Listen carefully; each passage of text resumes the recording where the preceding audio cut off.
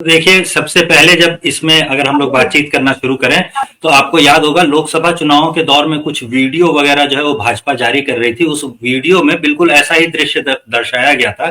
कुछ लोगों को उस पर आपत्ति भी हुई थी, लेकिन सड़क पर, चौक चौराहों पर जो बातचीत होती थी, उसमें बातचीत कुछ इसी तरह की होती थी कि बारात है मगर इसमें दूल्हा कौन है ये अभी तक तय ही नहीं हुआ है। तो ये जो प्रचार था भाजपा का, उसमें भी कुछ ऐसा ही होता है कि लड़की के घर जाते हैं कुछ लोग, और वहां पर जब बातचीत शुरू होती है तो ये तय ही नहीं हो पा रहा होता है कि दूल्हा कौन है। मैं दूल्हा हूं तो मैं दूल्हा हूं, इस बात पर झगड़ा हो जाता है, और आखिर में उस पूरी पार्टी को लतिया करके जो है वो लड़की वाले जो है वो घर से बाहर निकाल देते हैं।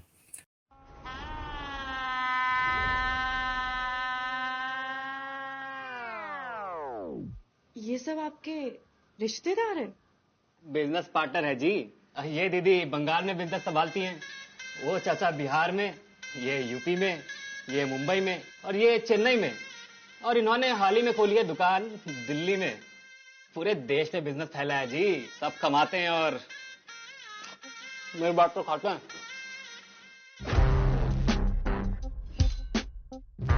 ये इंडियन चीज है, चाइनीज नहीं।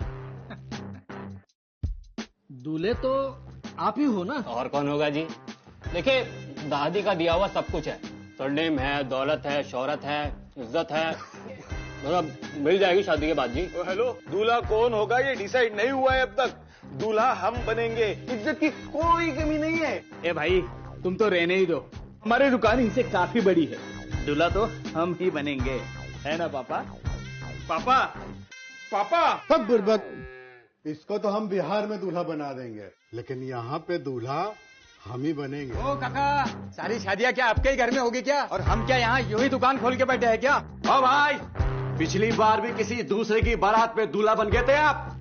इस बार आपकी दुकान भी आपके नाम से नहीं है। अरे रुको रुको रुको रुको, इसके बारे में हम बाद में बात करेंगे। ओ दादा, दूल्हा तो इनके मैनेजर ही बनेगी। हाँ? दूल्हा तो छोटे बाबा ही बनेंगे। या absolutely right. One second, why not me? वही बोल रहा हूँ, हम क्यों नहीं बन सकते? ये दूल्हा नहीं, दूल्हा हम बनेंगे। आणि माझं काय? मैं बनूंगा दूल्हा। अरे दूल्हा मैं बनूंगा।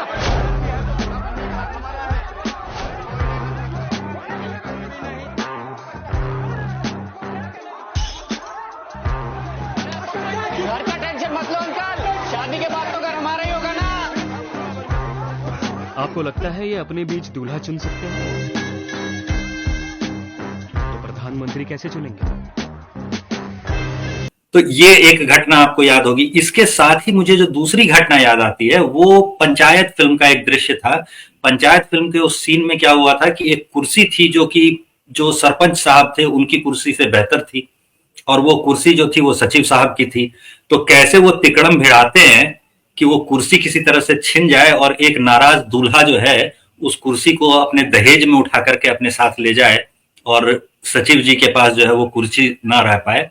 तो इसका जुगाड़ जो उसने किया था, तो इंटरनल पॉलिटिक्स जो हुई थी, इन दोनों घटनाओं को मिला करके देखते हैं। पहली घटना तो आपने बता दी कि बारात थी मगर दूल्हा ही नहीं था। दूसरी घटना जो थी वो ये थी कि इंटरनल ही राइवलरी इतनी थी, आपस में ही खींचतान इतनी थी कि ये लोग तय ही नहीं कर पाए कि हमें किस दिशा में जाना है, किधर आगे बढ़ना है। इसमें जो सबसे पहली बात हुई थी वो ये हुई थी कि कांग्रेस की हरकतें देखिए आप। ये जो नीला टी शर्ट पहन करके बीच में ये लोग दिखने लगे, और उसके बाद संविधान लहरा करके कि देश बाबा साहब के संविधान से चलेगा। तो अंबेडकर को हथियाने की जो इन्होंने कोशिश की, तो सबसे पहली दिक्कत वहीं पर शुरू हो गई थी। तो वहां जो दिक्कत शुरू हुई थी वो दिक्कत ये थी कि कांग्रेस चाहती थी कि बसपा जैसी छोटी पार्टियों के पास से जो दलित वोट छिटक रहे हैं वो सपा जैसी दूसरी पार्टियों के हाथ में ना जाए, या फिर पंजाब में अगर देखेंगे तो पंजाब में जो दलित वोट है वो जो छिटक रहे हैं, आपको पता होगा, लेकिन आम दर्शकों में से बहुतों को शायद न जानकारी हो। पंजाब में एक पूरी पूरी दलित राजनीति चलती है, और रविदासी या रामदासी अखाड़ा वगैरह जिसको कहते हैं वो सब जो है वो वहां पे काफी ज्यादा पॉपुलर है।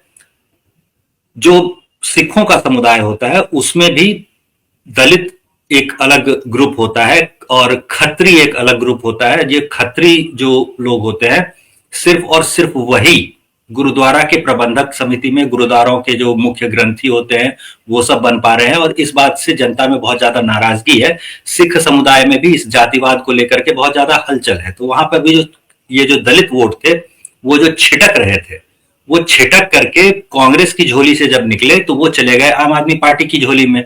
तो अब वहां पर भी अगर आप दलित राजनीति करेंगे तो आम आदमी पार्टी का वोट छीनने की आप कोशिश कर रहे हैं कि आम आदमी पार्टी के वोट बैंक पे डाका डाल करके वापस उसे कांग्रेस में ले आया जाए और कांग्रेस को जो है फिर से वहां पर जीत मिल सके। तो वहां पर भी वही मामला है, जो इंडी गठबंधन के दो दल थे, आम आदमी पार्टी और कांग्रेस, उसके बीच झगड़ा है। जैसे कि यूपी में सपा और कांग्रेस के बीच में दलित वोटों को लेकर के खींचतान चल रही थी।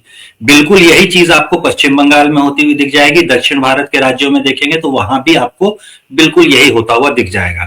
तो चूंकि इंटरनल पहले तो जो बात थी वो छोटी मोटी बातें थी, जो जिसमें नेता कौन होगा, आगे कौन, सामने कन्वेयर कौन दिखेगा पार्टी का, इंडी गठबंधन का, तो इन सब पे खींचतान चल रही थी। लेकिन एक बार जब एलओपी जिसको कहते हैं, लीडर ऑफ पर्यटन कह लीजिए या लीडर ऑफ पार्टिंग कह लीजिए, लीडर ऑफ ऑपोजिशन तो वो था नहीं एलओपी जो था, तो लीडर ऑफ पर्यटन जो ये राहुल गांधी थे वो जब बन गए और बाकी जगहों पर भी यही दर्शाने लगे कि भाई कांग्रेस ही आगे रहेगी, बाकी पार्टियां जो है वो पीछे रहेंगी, तो बाकी जो छोटी पार्टियां थी उनको ये बात हजम नहीं हुई।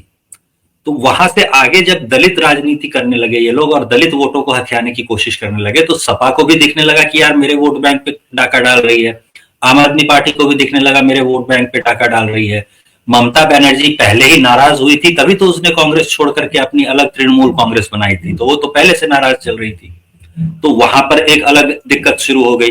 जो दक्षिण की पार्टियां हैं स्टालिन वगैरह की, तो वहां पर अगर आप देखिएगा तो वायनाड के चुनाव के बाद तुरंत बाद ये जो है, ये बात एक कम्युनिस्ट नेता वहां के कह चुके हैं कि यहाँ पर जो चुनाव हुए, वायनाड में जो चुनाव हुए, इसमें अलगाववादी मुस्लिम संगठनों का साथ लेकर कांग्रेस ने जीत दर्ज की है। इस जीत को जीत न माना जाए, तो इसमें जो है कम्युनिस्टों का नुकसान हुआ। तो कम्युनिस्ट भी वहां पर नाराज थे। तो अभी जो कांग्रेस के पास वोट बैंक बचा हुआ है उसमें कुछ भी बचा हुआ नहीं है।